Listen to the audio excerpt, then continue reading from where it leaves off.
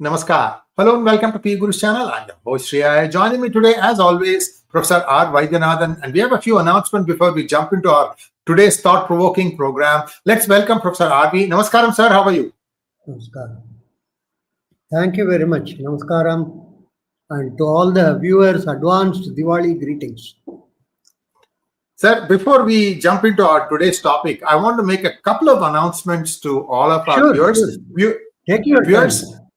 We kept you waiting. Now we have these things in stock. You can place an order for mini Senghols with enclosure and we will ship it out. And we are hoping to have now a steady supply so that we can keep meeting your requirements. There is a lot of stuff that is happening in PGurus, and stay tuned. We are going to get you some compelling product you will not find anywhere else. That is our USP, unique sales proposition.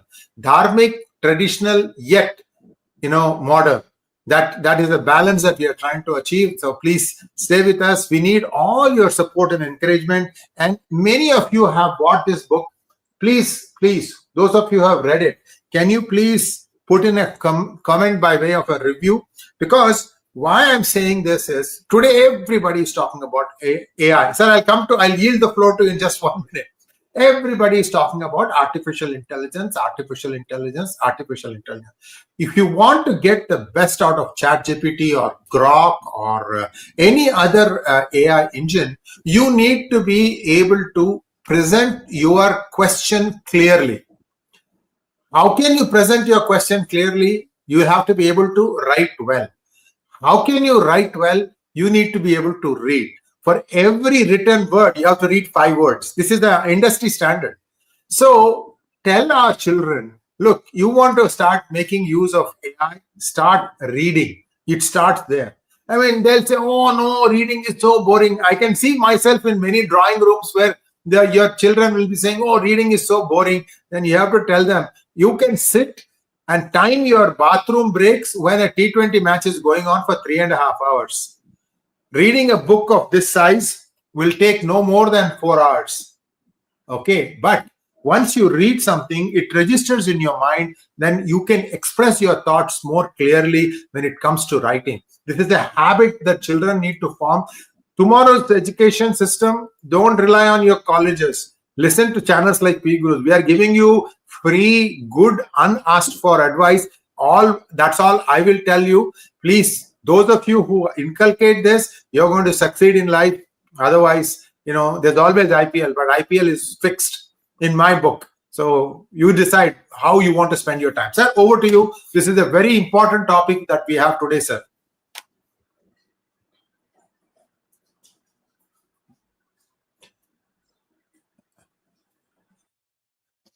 Professor RV has stepped away from his desk to get something. I think maybe it's a glass of water.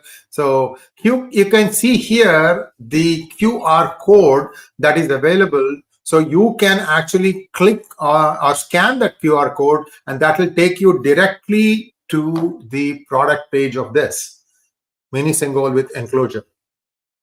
We think this is the best thing. Also, if you already have it, if somebody who comes to your house, visits, and likes what they see, tell them to scan on the bottom. The bottom, there is a scan. This is the same thing. You can also buy the product from this. So we are making it easy. We're also asking you to try and help us with, promoting this product. It's a one of a kind. So Professor RV will be joining us momentarily. I don't know why he stepped away, but I'm sure it is something very... Oh, he's come back. 1 second. Sir. You have finished your announcements? And yes, sir. Yes, sir. Elucidation? Anything more? No, sir. Up to you. All yours. You mentioned to people about subscribing to the channel. Yes. All of us are subscribers now, I think. Some of you are unsubscribing. This is something that I've been asking for a long time. Like the video as soon as it starts. Second, subscribe to our channel if you have not already done so. I'm glad Professor RV reminded me to remind you to do this little simple step. Over to you, sir. Thank you very much. Thanks a lot to Shreya of PGurus, and of course, thanks to Sachin Sharma in the backside, who has been doing quite a significant amount of facilitating this whole program. And so I should express my sincere thanks to him. As Sri Iyer was mentioning, you have to think in terms of two things. One is subscribing to the channel. Two is his book, which is very, very important to not only buy and read, most important, and that would facilitate or that would give clues to future thinking and also about AI. Last but not least is his glass caged Senghol. He has now made arrangement for Senghol to be inside a glass case, and it appears it has been done very well in terms of the structure and in terms of solidity. And he would like you to ask for it, apply for it. I think he has facilities in India also to, what one can call ship it within the country, and it will reach you. Yes. This is what I am given to understand. Okay, now today we are looking at the topic of the diaspora, or what is the Indian Hindus all over the world. To start with, the word diaspora itself is slightly misleading. Anyhow, everybody is using it, so we will. Diaspora, original sense of the term is those who are dispersed. The Roman Empire asked all the Jews to leave the empire, and so many of them, got dispersed all over the world, mostly in Europe, and some of them went into other parts of the New World, and some stayed in the border of the Roman Empire, and some continued to be in Jerusalem, and they were. So that is why the word diaspora came. The sense they were made to go to various parts, split. And our diaspora, what we are talking about, is not in that fashion. It's actually a group of people getting into another place. It's not splitting or getting dispersed, including the original ones in Mauritius or Fiji, Trinidad, Tobago, various places. They were called endangered labor. They were not slave labor, but they were endangered. The sense it's against a loan or it's against some sort of a financial transaction, and they were taken in boats. To that extent, in Mauritius, today more than 50% is these endangered laborers who are descendants of that. Primarily, they are from Bihar, actually, Bhojpuris. And Bhojpuri and French, I always jokingly say, combined together to form the language called Creole, which is extensively used in Mauritius. Creole is nothing but one shouldn't say that, a child of, bastard child of France and French and Bhojpuri. Anyhow, so they were taken in bulk, and they were used in the sugar cultivation, sugarcane and white sugar. This is very important. It's, of course, it should come in some other discussion on diabetes and other thing. The brown sugar was to be replaced by white. Anything white was considered as superior. White sugar, white money, white report, all whites were considered as. So the sugar also became white sugar. The brown sugar in domestic markets like India was completely eliminated and replaced. And it was felt that having like white rice, having a white rice or white sugar is, you are much more civilized and cultured compared to people who are eating brown rice and brown sugar and other thing. And the full cycle has come now to the extent that in many places, brown sugar is being offered for you. Brown sugar, I am not talking in terms of the drug. I am talking in terms of the regular ingredient. And similarly, brown rice is also getting more popular. They say white rice has got so many. I think it's a bigger cycle. Anyhow, so the endangered labor were used to in the sugarcane cultivation and production. You will be surprised. A small group of Tamils also went from the areas like Kadalur and other things, where the sugarcane was originally being grown into Mauritius. So it's a very chota group, small group. Anyhow, so the word diaspora is dispersal, but everybody is using it in a way in which we understand is those who are abroad. So we would also continue to use in the same fashion. The numbers have phenomenally gone up in the last 20, 25 years compared to, the 100 years of, many people may not know the migration from India is not of recent origin of 2020 or 20. It's from actually late 18th century. And many people from Gujarat went into Africa, deep interiors, and they are really the risk takers. And many times people say Indian business is not risk taking. They don't understand anything.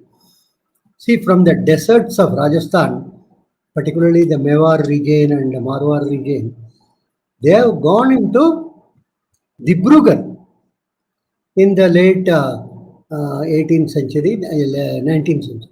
In those days, there was no aeroplane, there were no other.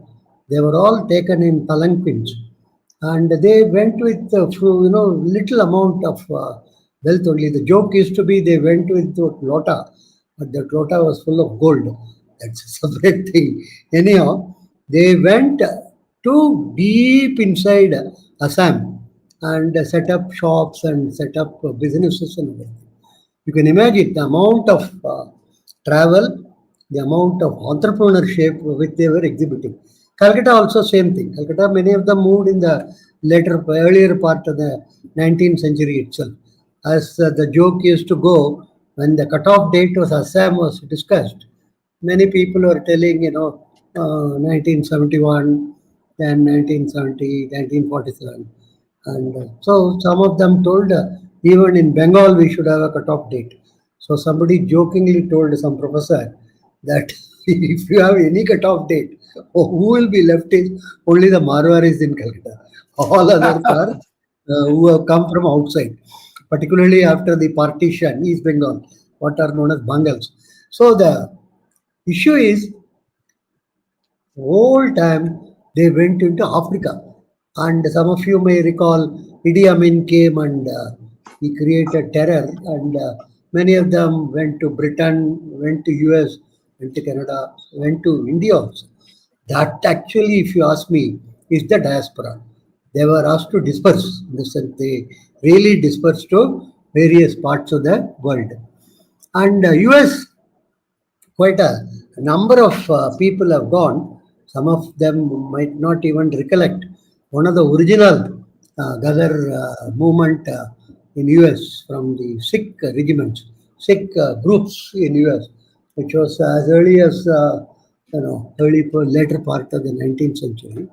So this is a very interesting thing. US always used to have clusters of Indian groups in various places.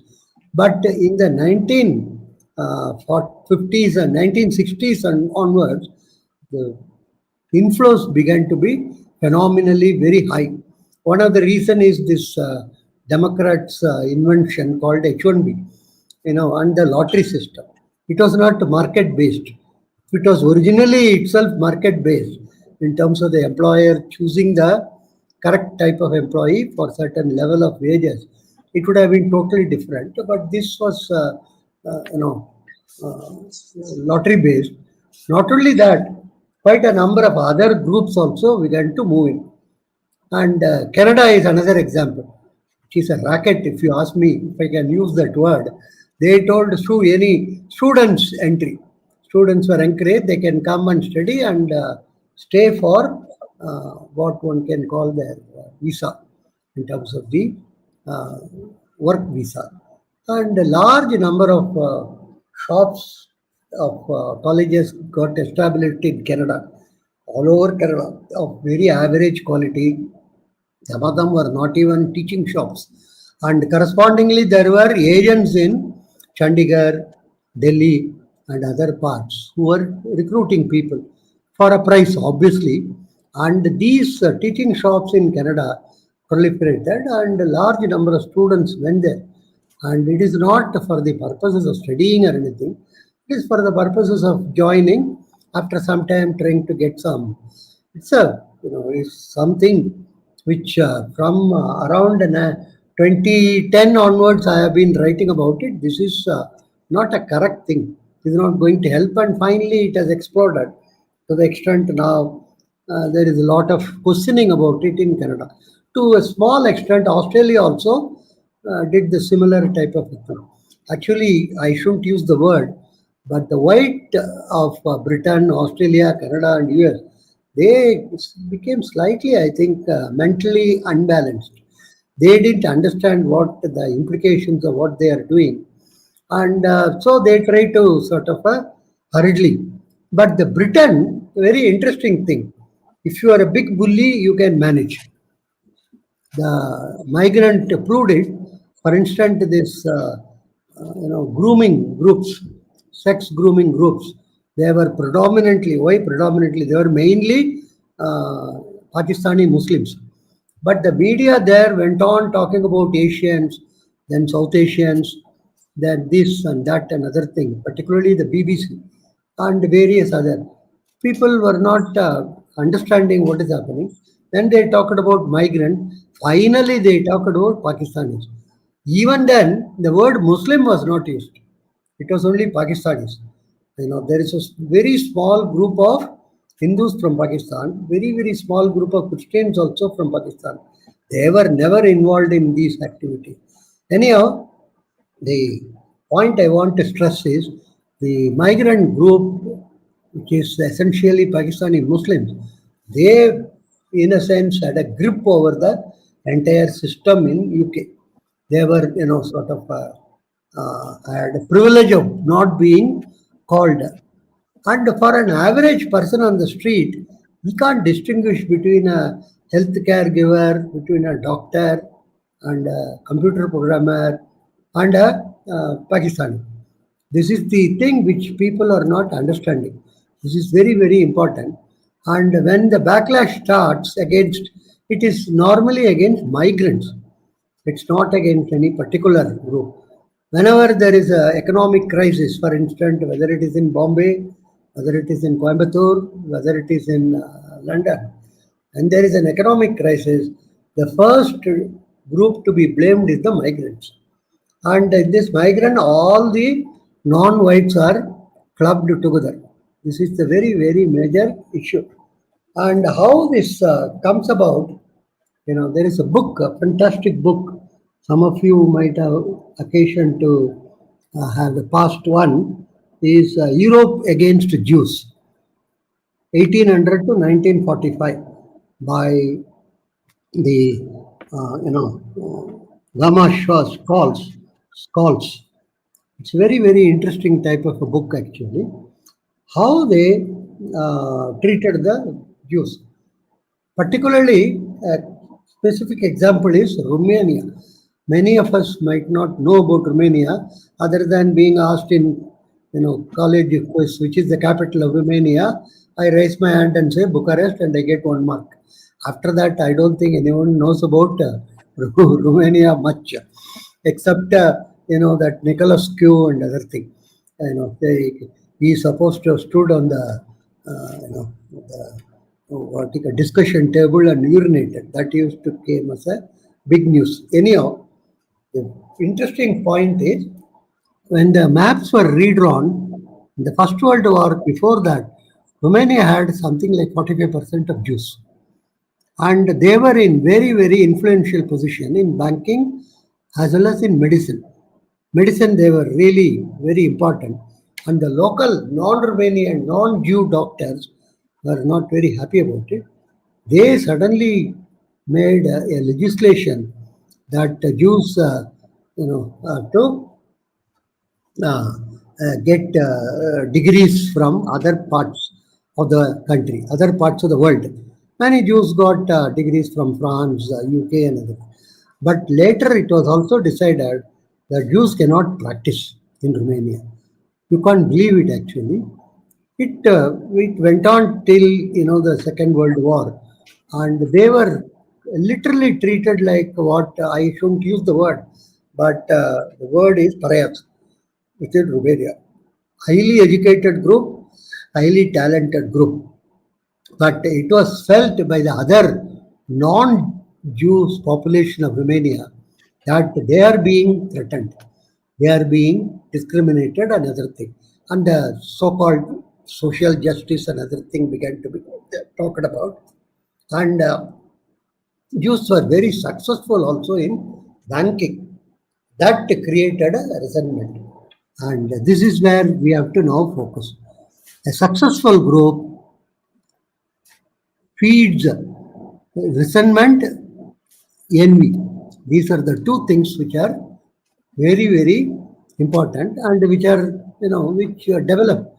Initially, when there were Indians in US, let's say 10,000 or 20,000 or 30,000, they were very, very successful. They were appreciated and law-abiding and religious and God-fearing. All these qualities were there.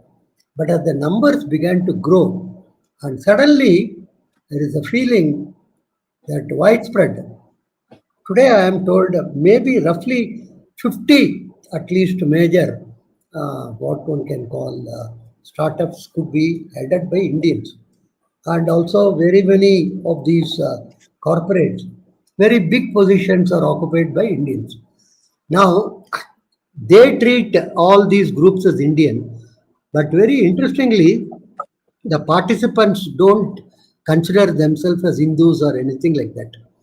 They consider themselves as Tamils, and within Tamils, this group or that group, or Patels, or Kadua Patels, or Levu Patels, or Gujaratis. This is something very interesting. The Hindu group doesn't treat itself as Hindus.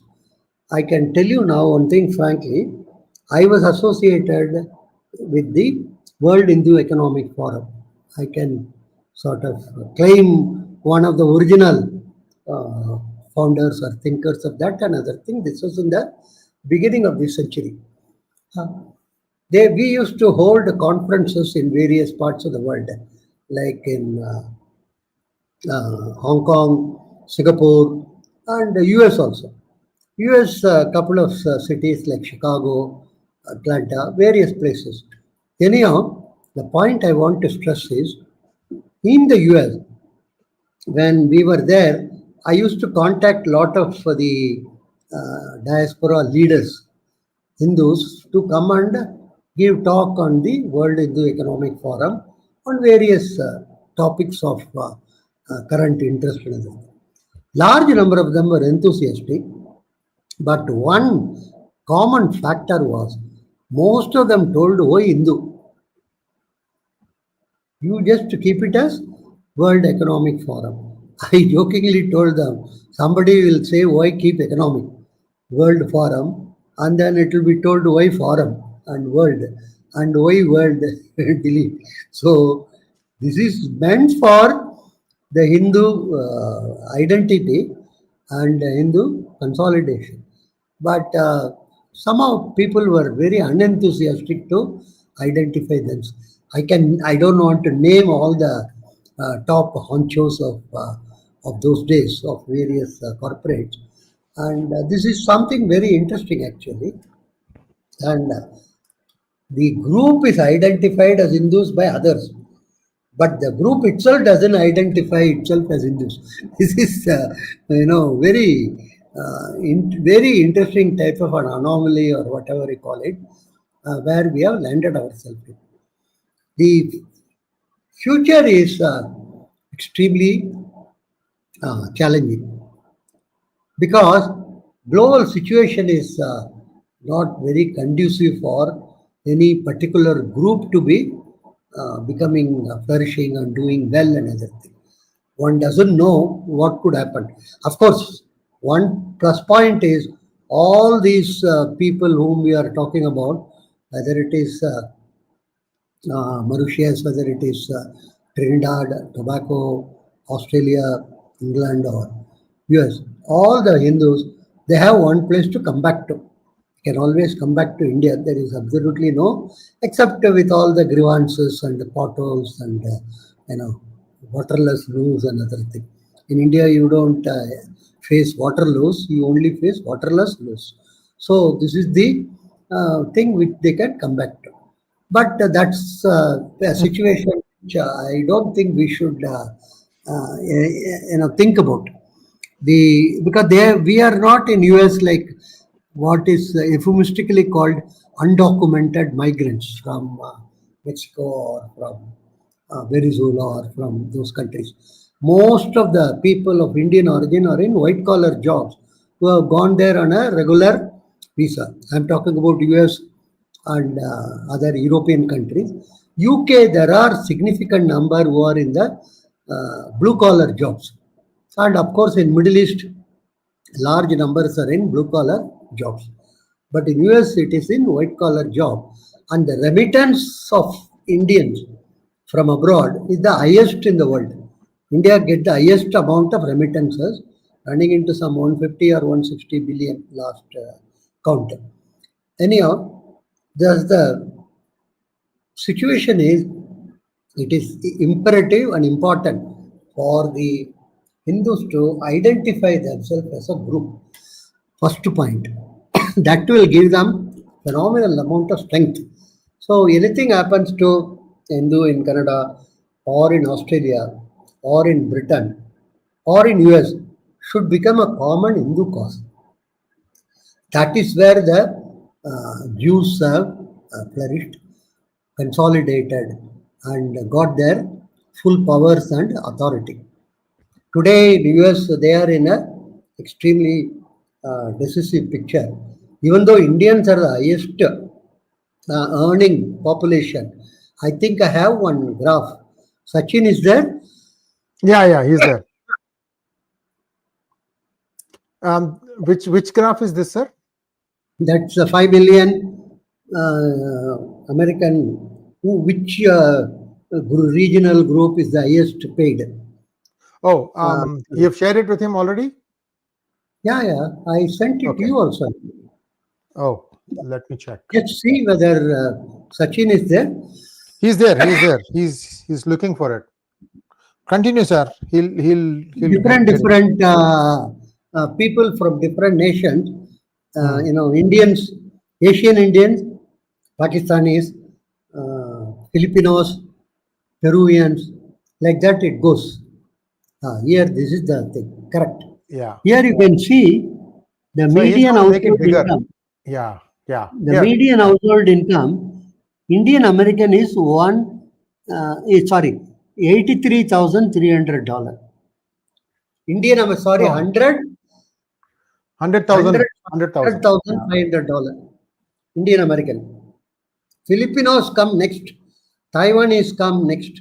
Like that, Pakistani American come further down. So you can see that Indian Americans are dominating the entire picture. White Americans is only 59,000. It's very interesting actually. Hispanic is 43,000 and African American is much lesser. And also with bachelor's degree, Indian American are 70% in among the population group. US average is only 28%. Most of the average US citizen don't go to colleges. They are mostly fifth fail, sixth pass, as I call it, and Idaho potato farmer children, and they are actually the big backbone of support to Trump. So it is not the graduates on either side, west coast and east coast, are now on the doghouse. They are not being considered. If you are above graduate, BA or BSc, Trump says keep out, far away from White House. Trump likes only this fifth fail, sixth pass type of people who would raise their hands for anything he says. Indians is highly educated group. 70% graduate is not a joke. And language proficiency, you don't have to talk about. 85 to 90% of the American Indians in US are very proficient in English.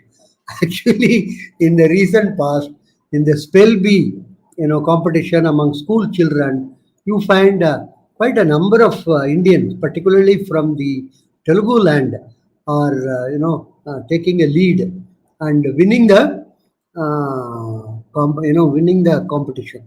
So language proficiency as well as graduation as well as earning plus the tax is very interesting. The group consists of very small percentage, 3-4% of the US population. 5 million is much smaller only.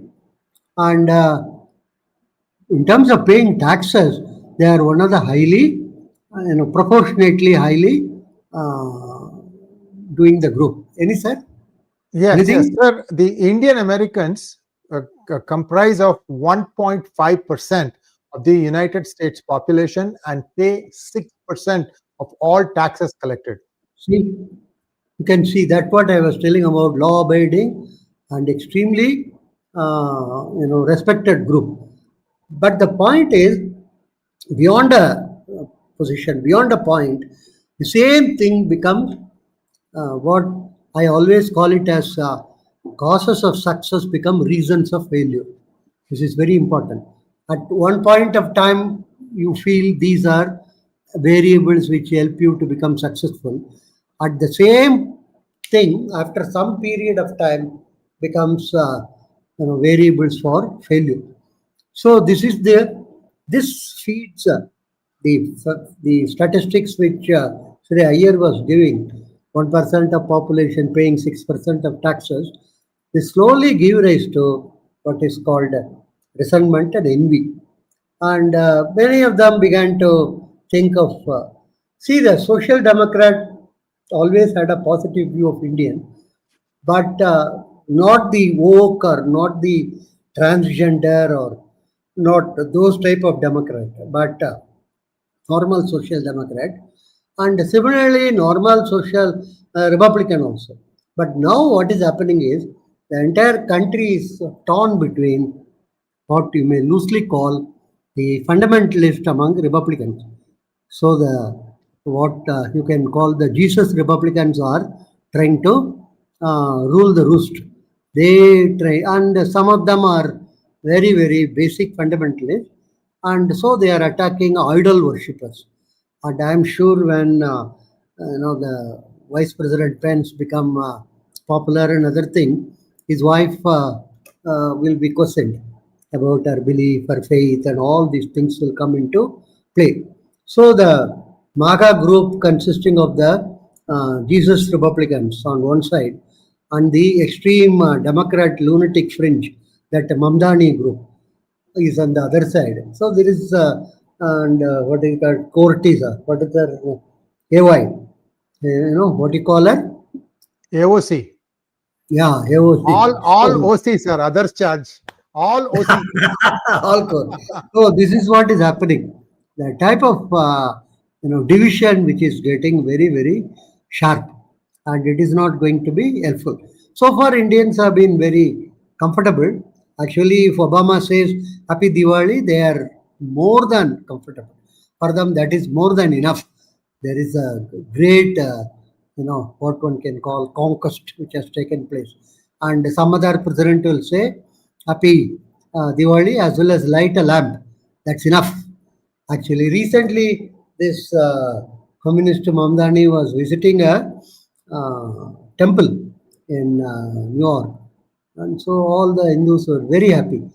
But the minor point or major point was he was visiting it with shoes on. That was not looked at or looked upon. So we are very simple-minded people, I would say very bluntly. One of my American colleagues used to say, a tie given is enough for you people to be extremely happy about recognition for your country, for your talent and everything. And now it is not even a tie. It is just a happy Diwali. That's more than enough in terms of our. But that should change. That is not adequate for the amount of contribution which you are. I think it is high time Hindus become assertive. And it is not in a negative sense like the British, Pakistani Muslims, who after doing all the grooming activity, they became assertive and they began to threaten the existing establishment. It's not from that point of view. And Hindus cannot be a major vote bank also. but they can be a major fund bank. Whom do they support? Whom do they provide these, what one can call, financing? I think time has come for them to be very assertive on all the issues instead of being very submissive and other things. They have contributed significantly. That should be recognized and that should be patronized. Second is from the other side, Indian side. I feel the time has come for India to give citizenship to all its this diaspora people, whoever has gone to Mauritius or to Trinidad, Tobago, or to Fiji, or to US, Britain, etc. All the Hindus should be given the citizenship rights. And any difficulty they face there is same as the difficulty faced by any ordinary citizen of India. They should have the voting right. They should have the ability to move in and move out. This is very, very important. So a global Hindu identity should be created. Question will naturally come, what about Christians and Muslims? According to me, our society is polymorphic. In the sense, we have one God, many forms. So you can continue to be a Hindu, worship Jesus. There is absolutely no difficulty at all, or worship Muhammad. So all of them will be or should be categorized as Hindus only. So in that context, everybody should get a citizenship. So it should get very large type of a population, and there is no sense of any discrimination or anything. The taxation, everything should be accommodative, and one can work out how much amount of money you will earn abroad, how much practically you can have a double taxation treaty with most of the countries. So the point I want to stress is, unless and until a larger Hindu identity is created, it's not going to be very easy for the future.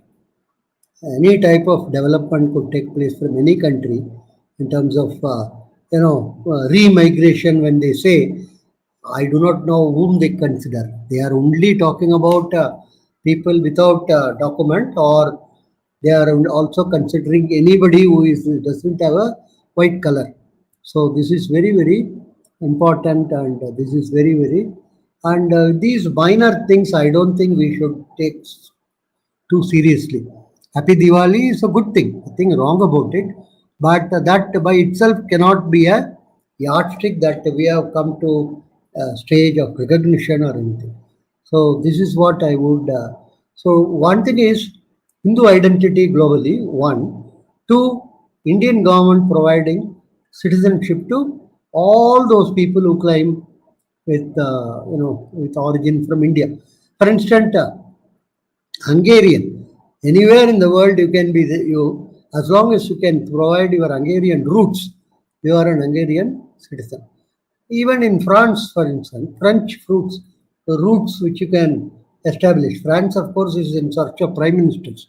That is another thing. You can also raise your hand, because they had something like 5-6 prime ministers in 2 years. The ex-prime ministers can form a party.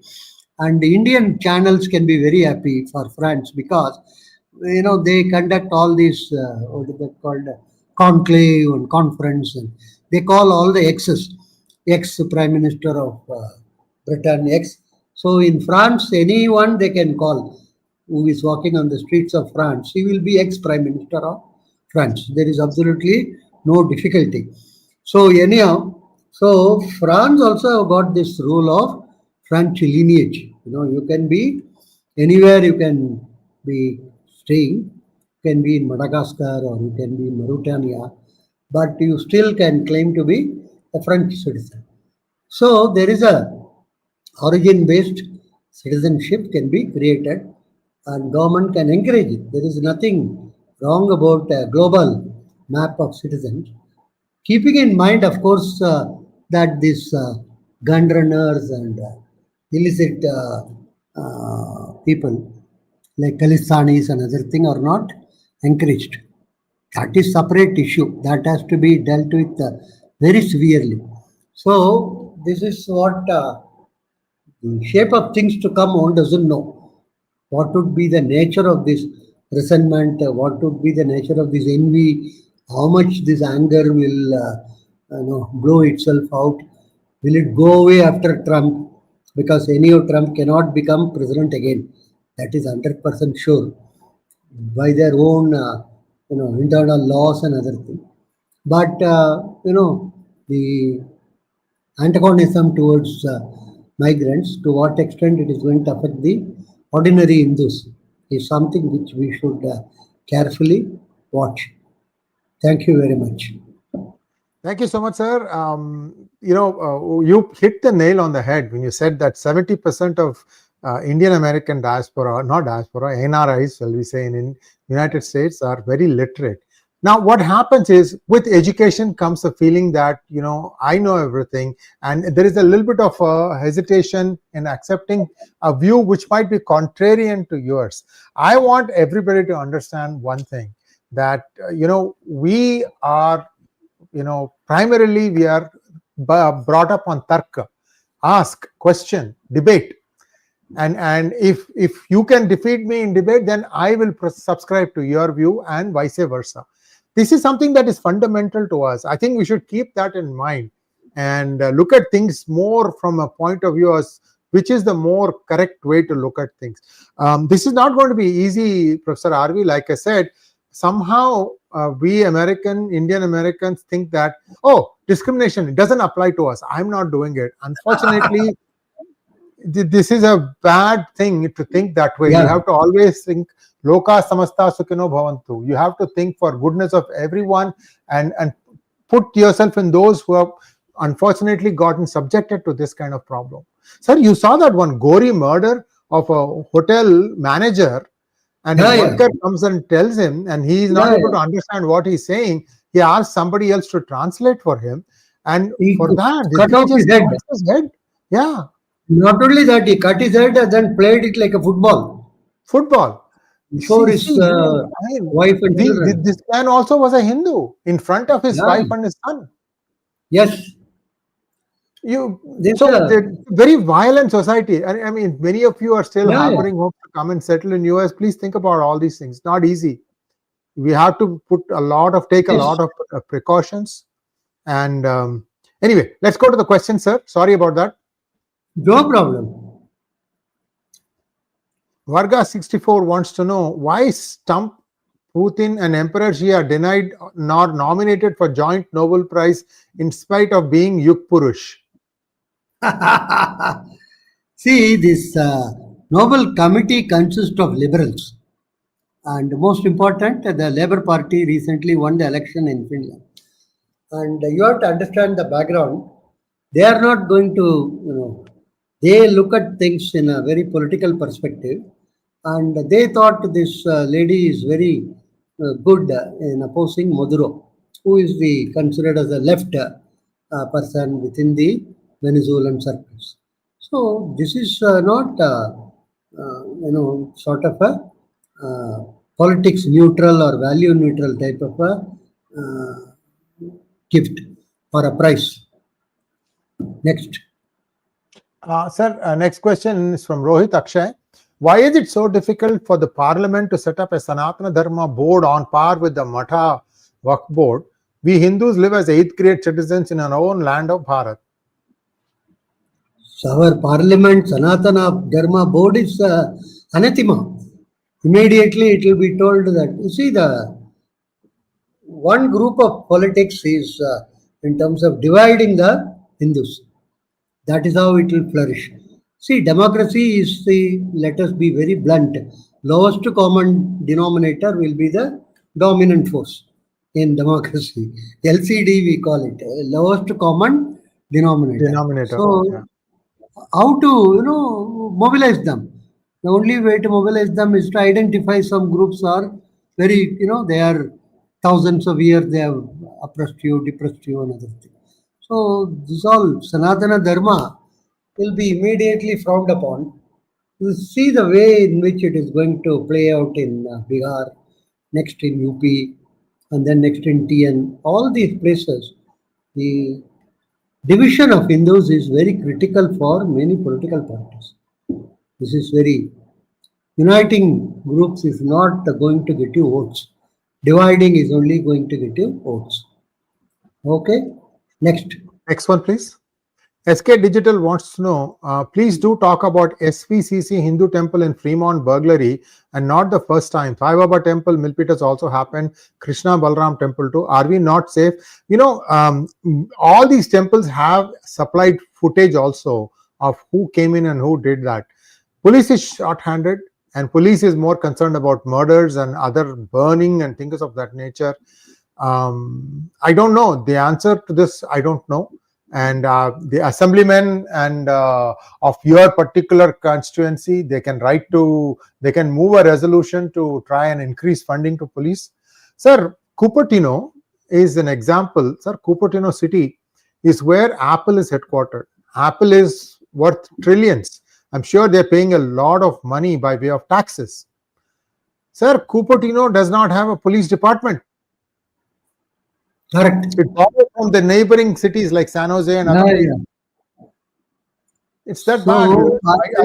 Unless you, as Iyer rightly said, unless you join together, put together a common front and put pressure and become a sort of a important constituent, pressure group, nothing is going to. And in US, it's very important to be a pressure group for everything actually, including blood pressure. All type of pressure should be a group only can sustain. Otherwise, it is not going to be. One individual is not going to create any major changes there. For everything, there are groups, parent teachers, within parent teachers, 8th grade parent teachers. Like that, you should create enough pressure groups. That's what I would say. Actually, some years before, I used to read in Virginia, that area, many of the Hindu women were attacked because it was felt that they do carry gold. They have gold chain or gold bangles and all these things. And sometime it captured the news. After that, it died down. There were no major pressure activity or anything. I think it should be local level pressure. It's not necessarily everything should be at the Congress level or Senate level. It can be the local level, county level pressure, and it should be understood by the other ruling group that this pressure group is very active. They are financially very secure. They are very educated. All these things should be made very clear. Okay. Boomerang wants to know, how old is Ayurveda and homeopathy, and which is more effective? This is a very controversial question. So no, sir. Homeopathy is Samuel Hahnemann, sir, 18th century. Much older than homeopathy. That much is sure. Ayurveda is much homeopathy older. Came with the German interaction and other things. Samuel Hahnemann. Samuel Hahnemann. Yeah. More effective, I don't think I would be. I am capable or eligible to, You have to choose the right Ayurveda practitioner, and then you'll get the right result. Venkat Raghavan wants to know, Jews were united, Hindus are divided. Of course, they were divided by the British and their bootlickers. That division isn't so easy to overcome. Actually, the Jews had it even worse. Yeah. Jews also are divided. But at a aggregate level, when there is a threat or when there is a, then they become very united. But within Israel, for instance, Jews are so divided, you won't believe. Some Jews are telling that this Bibi should go. Some Jews are telling that hostages should have come long time before. And there are left groups in Jews. So don't think that they are, but dominantly they are united. That is what is very important. This is what all Hindus of 150 crore cannot become united. But whether a significant or dominant group becomes important, and they become vote bank, as the Chinmaya mission founder used to say. When one Hindus become vote bank, then things will be dramatically different in India. Okay. Next one, please. Bangalore Subramanian Srinivasan wants to know, is it true that American US dollar is green because Jews have plucked them before it ripens? What kind of hold of Jews on American economy? No, I don't think that it is because they plucked them before it ripens, another thing. More, they do have a good amount of hold in banking sector and in other financial sectors of the economy. Jews do have a good amount of hold, but again, it's not a Jewish conspiracy or anything. Presbyterians also have a hold. Mormons, for instance, have a good hold on some of the sectors of the economy. So it's a melting pot type of a situation. Let's wait and see. Sir, the Jews in United Kingdom, if I remember correctly, 0.5% of the population, 12% of the tax base. Yeah. In UK. Jews are in trouble. Left wing pushed neolib, open borders, LGBTism. Right wing pushed forever wars, funding Hamas. Mistake for Hindus to support ISR as Western people learn of betrayal. ISR is what? I don't know, sir, what ISR is. Phoenix, can you explain what ISR is? I think that was the last question. If you can, we'll just give a moment for Phoenix to respond. What is ISR? I have no idea. Well, that brings us to a close of today's program, sir. And from Waterloo to waterless loo to pressure group to blood pressure group, Professor RV never disappoints. Thank you once again, sir. We'll be seeing you again. Israel. Oh, Israel. Okay. Yeah, of course. Look, what Israel has achieved, people don't understand. The Jews were scattered all over the world, speaking different languages.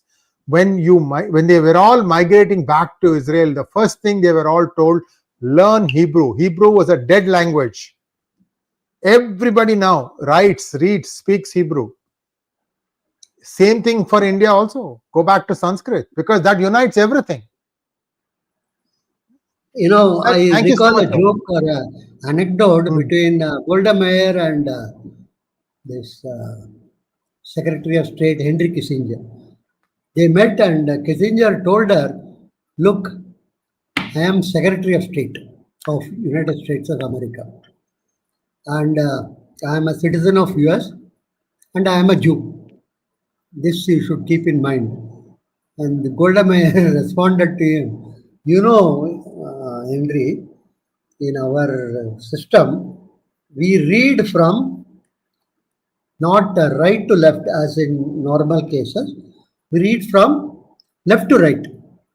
So, in your case, if you read it from left to right, I would say, first thing, you are a Jew. Second thing, you are a citizen of US. Third thing, you are Secretary of State. And, it appears everybody went into laughter, but she wanted to indicate something very important. So, anyhow, this is how the Jews question is there. Okay. Thank you very so much, sir. And we'll be back again. Not many people know some of the most important left thinkers among Jews are Karl Marx is one of them. So yes. Well, Henry Kissinger was a German Jewish family who migrated to the United States, but he was born in Germany. He was not born in United States. Yeah. Okay. Thank you. Yes, sir. Thank you so much, sir. Namaskar. Thank you so much.